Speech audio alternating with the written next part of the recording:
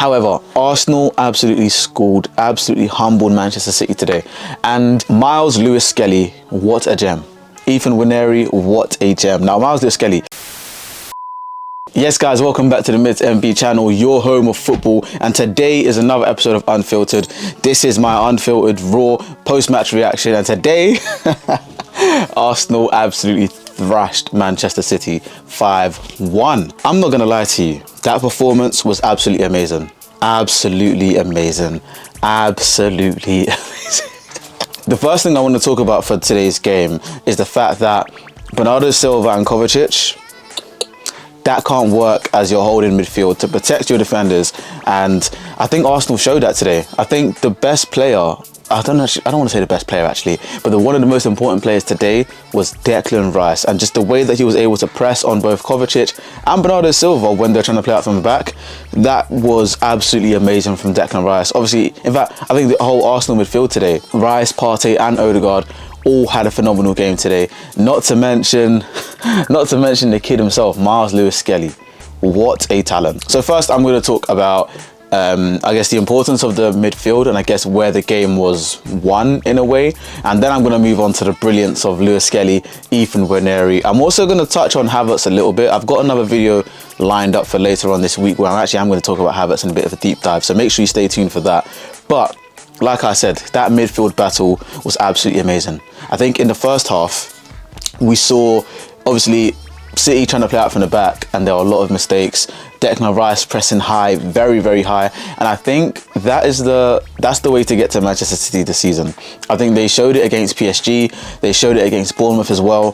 When you press Manchester City very, very high up the pitch and you keep it quite narrow, you have a very good chance of beating Manchester City, because I feel like, yes, they do like to use their width, but it's really through that middle third where they're trying to, I guess, I'm trying to think of a best way to put it. That middle third where they're trying to use those lanes on either side of the circle in the middle.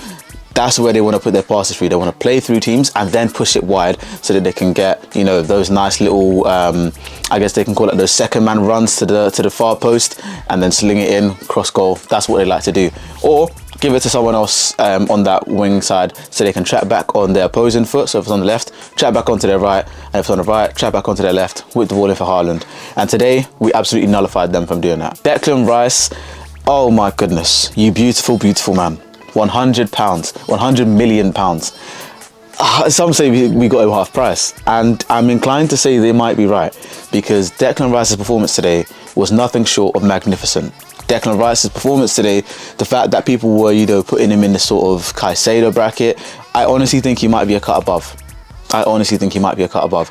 Today, even the pass that he did, the first time switch towards Nwaneri, which led to us getting our 5th goal. Wow.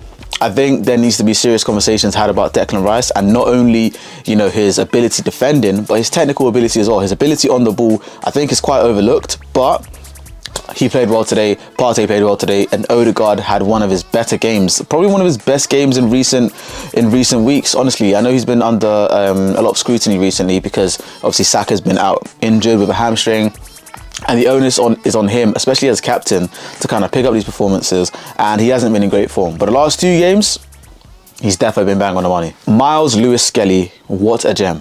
Ethan Nwaneri, what a gem. Now, Myles Lewis-Skelly, there's something that needs to be spoken about young players that have the arrogance.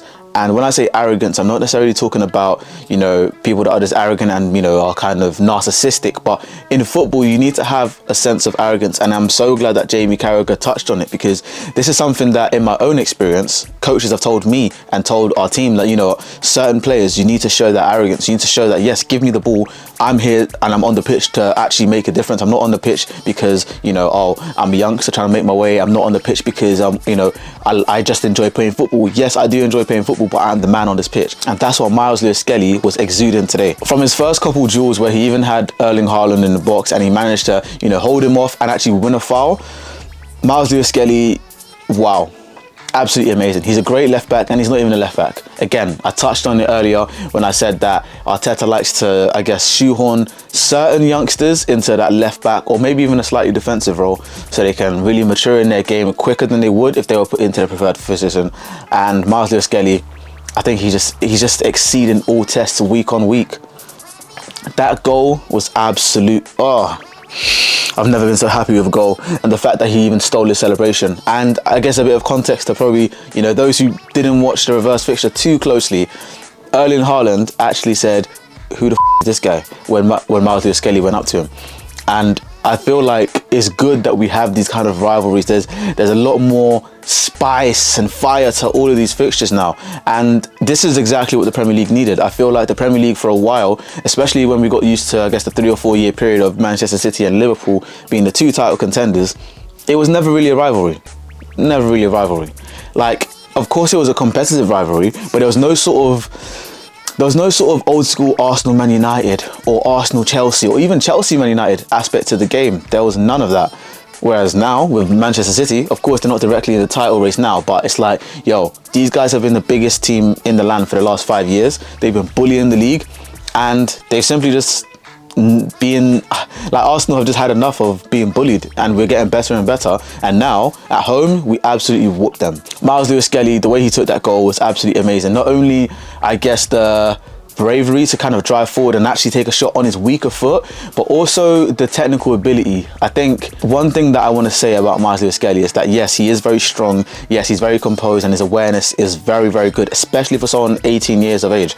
But his technical ability, wow, I think when this guy starts playing in the centre mid, we're going to start talking about him in another breath. Because again, Thierry Henry highlighted it on Sky Sports after the analysis, and I was like, you know what, it's so true, because I thought I saw it at first and I was like, you know, maybe I'm glazing, maybe I'm hyping him up too much. But the way that Lewis-Skelly was able to touch the ball and kill it on his weaker foot and then push it forward with his stronger foot, kind of give a bit of a hezzy, shift onto his right and finesse, it is not only bravery, but it's elite technical ability that you need for that goal. And if I'm talking about elite technical ability needed for a goal, why not next go on to Nwaneri? Oh, that boy is special. Like, I actually saw a stat online. I'm going to try and get a screenshot of it now. It said that there's only 2 players under the age of 18 that have scored more than 2 goals for their clubs in Europe's top 5 leagues. Number 1, Yamin with 10 goals. Number 2, Nwaneri with 7 goals. And I feel like this is potentially the class of player that we're talking about when we talk about Nwaneri. Now, granted, Lamine Yamal, he's playing week in, week out, starting for Barcelona. I think he's got over 2,400 minutes of La Liga fixtures or La Liga game and experience under his belt. Nwaneri has less than 700 minutes. I think he started about 2, maybe 3 games at a stretch in the Premier League. This boy is special. This boy is very, very special. I saw a little bit of discourse online, I think last week, and some Arsenal fans are saying that, oh, you know, Nwaneri is better than Saka was at this age. He's the best youngster we've seen. And at first I thought, oh, come on, Arsenal fans, relax. Stop gassing this guy to the heavens.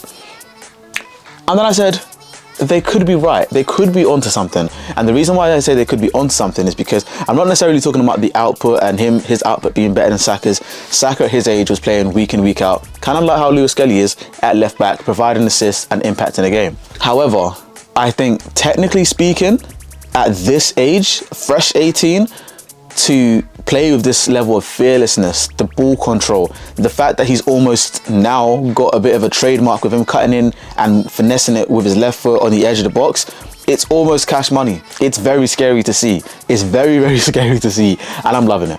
Whatever they're feeding them at Hale End, continue to feed him. Continue to feed him. And there's an old proverb in Yoruba culture. It says, listen, if small boy no road, follow him. These boys know the road. And we should just let them continue to ball out, continue to thrive.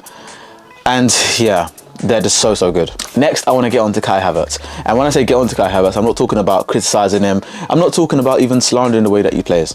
The only thing I want to say is confidence is a hell of a drug. And you got to see that with that first goal. With the first goal that Arsenal scored within, I think, the first 2 minutes, where Kai Havertz squared it to Odegaard, that was the first sign that I said, okay, do you know what? Kai Havertz is going through a crisis. Because any other striker that's worth his salt is at the very least making that shot. He's shooting and he's getting it on target. Now, of course, I'm not angry at Kai Havertz for passing, because he passed, Odegaard scored. That's what I want. I want our team to win. So why would I be angry? The second chance he had, where, again, it was literally him, the goalkeeper, and I think John Stones, I need to double check, I think it was John Stones on the line as well. That chance definitely could have shifted the game from then, and I was saying that I hope we don't rue this chance that we've missed. I really was looking forward to Arsenal going and playing the way that we played. I guess I didn't want it to be a thing where it was even like the Spurs game where Gabriel Jesus nicked the ball off James Maddison. I'm talking about the Spurs game last season, by the way, where Gabriel Jesus nicked the ball for James Maddison, took a touch and then skied it. And then from then on, you know, we were still having upper hand in the game, but then we ended up ruining that chance. We ended up drawing the game and we should have gotten 3 points. And I was scared that the same thing was going to happen today. But Kai Havertz, the only thing I'll say about that chance is that, yes, front post, near post, that's where he wanted to go, and the angle closed off. So of course he had to go far post. The only thing I will say is that you have to get it on target. You absolutely have to get it on target. But he made up for it. He got a goal in the end. And to be fair with you, the goal that he even scored was harder than the chance that he missed.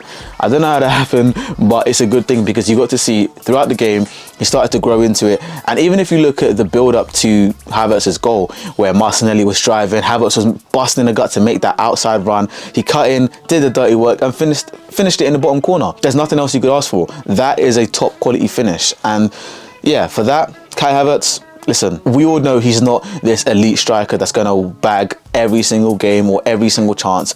But at least the guy had 2 chances today. He missed one and he scored one. And we won the game today. So overall, there's nothing for me to really complain about. However, Arsenal absolutely schooled, absolutely humbled Manchester City today. And it's good to see. It's refreshing. I don't think we've beaten a team 5-1 in a very long time. Talk less of even beating a big team by such big of a margin. Like, wow.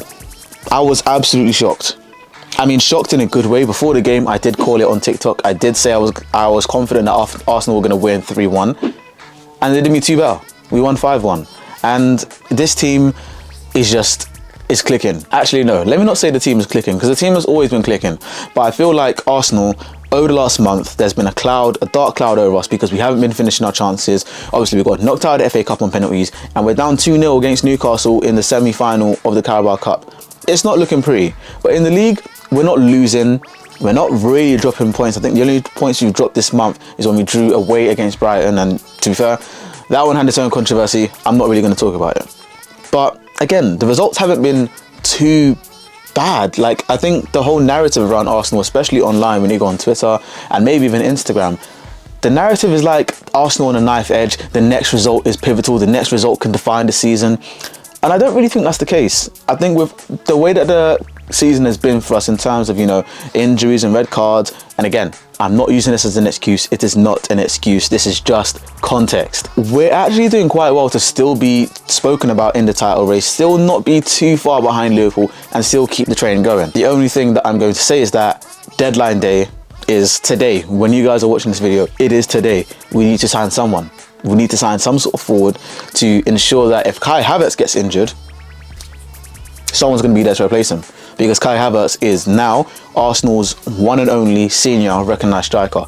Of course, we have Butler Oyedeji on the bench. He's a youngster, but we haven't really seen him. We don't really know what he's like. He's an unknown entity and he's a youngster. Now, the last thing I want to say is that, again, online, throughout the last month, I've seen a lot of people talk about, oh, Arteta out, Arteta this, Arteta can't carry this team. I think when you actually, I don't want to say use your brain because that's a bit of an insult, but when you use your brain and you actually understand that Arteta coaches fixtures like this all the time. He coaches results like this all the time. It's on the players to be clinical and execute the plan. Look how many chances we made against Newcastle. We didn't score any of them. The chances we made against United, we didn't score any of them. Again, these are things that, you know, we need to either rely on the players to be more consistent or rely on the board to bring us more players. One of them has to give. And we all seen it for the whole of this January month, this whole January window. The board are reluctant to do some sort of action. I'm not really sure where I am with it, to be fair with you. We do need a striker, and I feel like we could do with an extra midfielder, but the board obviously see it otherwise. Hopefully, by the end of deadline day, we can at least have one new face to welcome into the Arsenal family. But that is my post-match reaction. Oh, Arsenal. Yeah, you guys have done it again. Well, just when I thought I was out, they lured me back in with a great win. Oh, I am so happy. And I'm so happy that Erling Haaland was triggered. I'm so happy his dad was triggered to the fact to say that, oh, you know, Arsenal don't win anything. And even when the post-match reaction that I put out, when people said, oh, that's great, but you haven't won a trophy. Oh, that's great, but you haven't won a Premier League. Oh, football fans. football fans. But if you guys enjoyed this, another episode of Unfiltered, please make sure you let me know your thoughts in the comments down below, guys. As I am making these episodes, do you want me them to be shorter? Do you want them to be longer? And also comment down below if my post-match thoughts are valid or not. Now, there's hopefully going to be another episode coming out this week when Newcastle play Arsenal in the Carabao Cup semi-final. I'll have to do a rain check on that. Keep up to date by going onto the community tab or going onto my TikTok or my Twitter. I will always let you guys know when I'm releasing a video, when I'm editing a video, and if I want you guys to participate in the video as well. But just before I go, there's going to be a video popping up on screen, guys. I think you guys are going to love this video. I've gotten together 6 content creators. That was 7, but 6 content creators to speak about transfers that their club needs to make. So why don't you go over that? Let me know how you find it and subscribe to join NB United. But until next time, keep it real, and I'll see you when I see you. Peace.